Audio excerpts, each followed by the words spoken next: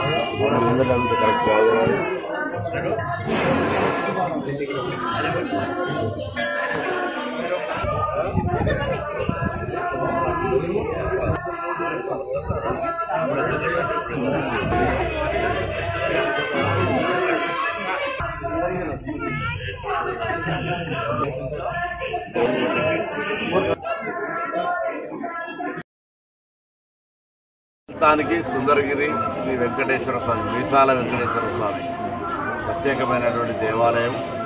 దేవాలయానికి సంబంధించి నూతనంగా కొల్లెట్టి శంకరయ్య గారు చైర్మన్ అయినారు. స్థానిక పెద్దలందరూ కూడా ఉన్నారు. వారి ఆలోచన ప్రకారంగా ఒక కమ్యూనిటీ హాల్ ఫంక్షన్ హాల్ కావాలని, అదేవిధంగా కొండపైకి దారి ఏర్పాటు చేయాలని, దేవాలయం వర్షం వచ్చినప్పుడు కొంత నీళ్లతోటి ఉంటున్నటువంటి సందర్భంగా దాని ఏ విధంగా వాటర్ ప్రభావం పడకుండా ఉండాలనేటువంటి 3 ప్రధానమైన పనులను దృష్టించడం జరిగింది. వాటిని వెంటనే పరిశీలన చేస్తాం.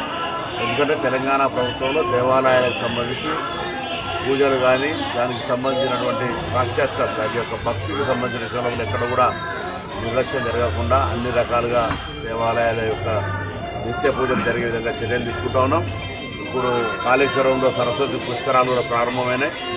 అనేకమైనటువంటి మంచి ఏర్పాట్లు జరిగినాయి. భక్తులందరూ వచ్చి సరస్వతి పుష్కరాల్లో స్నానం చేయాలని విజ్ఞప్తి చేస్తున్నాం. అందుకు సంబంధించి బస్సులు ఏర్పాటు చేయడం జరిగింది. ముఖ్యంగా మహిళలు ఉచితంగానే బస్సు ప్రయాణం కూడా చేయవచ్చు. కాబట్టి సరస్వతి పుష్కరాలు మరి ముక్తేశ్వర స్వామి మన జిల్లాలోనే ఉమ్మడి జిల్లాలో ఉంది.